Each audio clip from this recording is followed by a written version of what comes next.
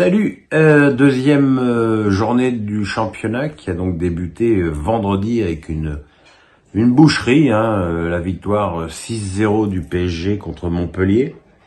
Alors là, évidemment, la question qu'on se pose, c'est est-ce que c'est le PSG qui a été très fort ou Montpellier qui a été très nul? La réponse est les deux, mon colonel. C'est assez insensé de commencer un match à 5 derrière et de prendre un but au bout de la 4e minute d'un mec qui prend le ballon totalement collé à la ligne de touche et qui rentre et qui marque de son pointu intérieur du poteau. Ça montre un manque d'engagement qui est interdit pour une équipe du niveau de Montpellier quand elle joue contre une équipe du niveau du PSG. Un PSG qui a fait un match vraiment très intéressant au niveau du pressing, du jeu collectif. On a vu des jolis buts bien construits, mais évidemment, il faudra attendre une opposition un petit peu plus conséquente que celle de Montpellier, qui aurait déjà dû objectivement perdre le premier match de la saison contre Strasbourg, sans ce penalty cadeau. Montpellier a été catastrophique et voire même horrible pendant 90 minutes, alors que le PSG a déroulé son jeu avec beaucoup de talent et beaucoup d'efficacité, avec un Bradley Barcola qui a déjà mis 3 buts en deux matchs, Kangligui qui en a marqué 2, Neves qui est déjà à 4 passes décisives. Enfin voilà, c'est un début de saison très intéressant du PSG qui évidemment demandera confirmation à Lille dimanche prochain. Cet après-midi, Monaco a gagné très tranquillement 2-0 à Lyon. Je dis très tranquillement parce que si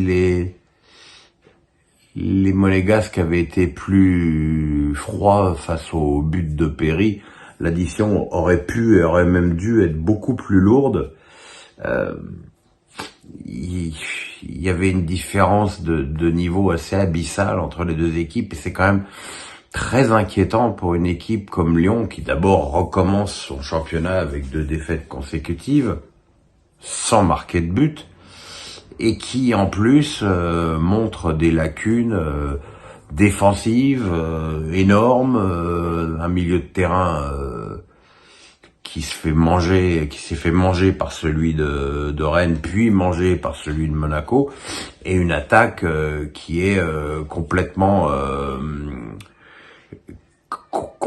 informe, avec un Lacazette qui est clairement hors du coup sur le plan physique, un Mikotadze qui a été obligé de jouer côté droit avec la blessure de Nouama. Donc ça fait beaucoup de choses qui sont franchement très très inquiétantes pour cet Olympique lyonnais.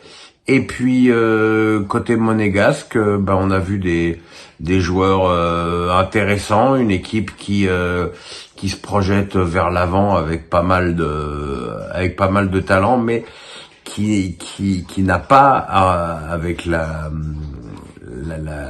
l'absence avec le départ de Ben Yedder et la présence d'Embolo, n'a plus cet avant-centre tueur devant le but. Toujours est-il que Monaco a donc signé sa 2e victoire de la saison sans encaisser de but et compte donc déjà 6 points d'avance sur une équipe de Lyon qui est déjà dans les embêtements au bout de 2 matchs. S'il y a bien une équipe en ce début de saison qui a un calendrier infernal, c'est évidemment le LOSC, qui a déjà joué 2 matchs de tour préliminaire contre Fenerbahçe, qui a joué son match aller contre le Sparta de Prague, qui ira de nouveau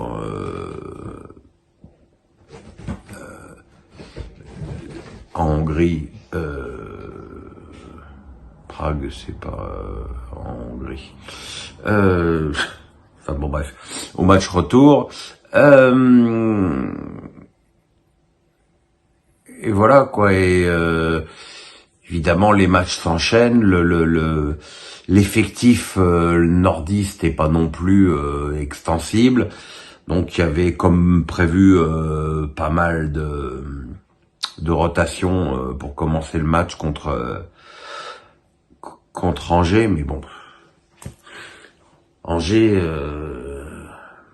on va pas tirer des conclusions au bout de 2 matchs, mais ça fait quand même partie des équipes qui vont avoir énormément de mal à exister dans cette Ligue 1 parce que y a pas grand-chose, il y a pas grand-chose derrière, il y a pas grand-chose au milieu, il y a pas grand-chose devant.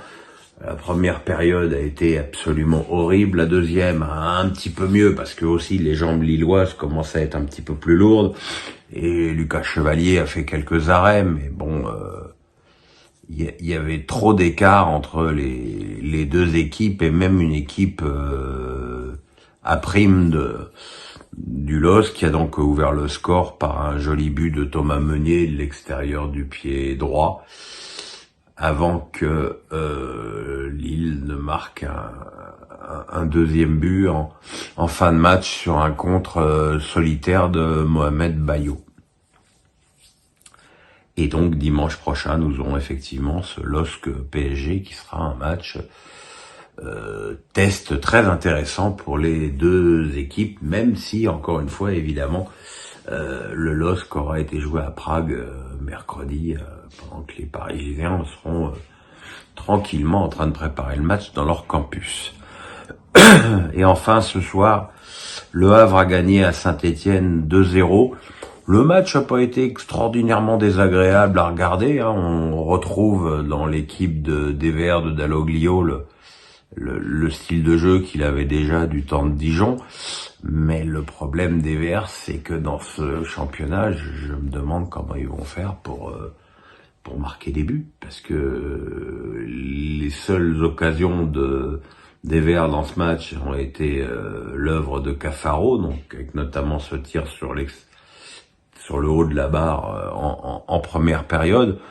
Mais voilà, les autres joueurs ne se sont jamais approchés du but à vrai.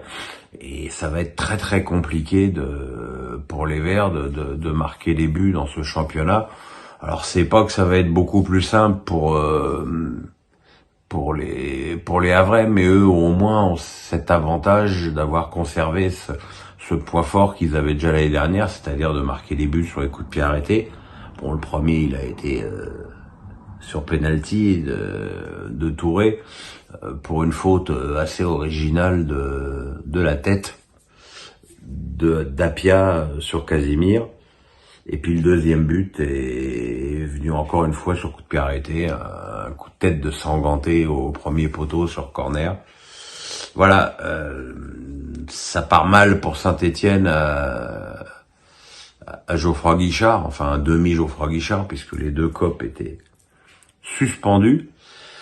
Donc voilà, il faudra que les Verts, je sais pas s'ils peuvent encore, s'ils ont un peu de sous pour acheter un ou deux attaquants, mais là, offensivement, ça me semble extraordinairement juste. Voilà mes petits amis, on se retrouve demain avec les 5 matchs de la journée.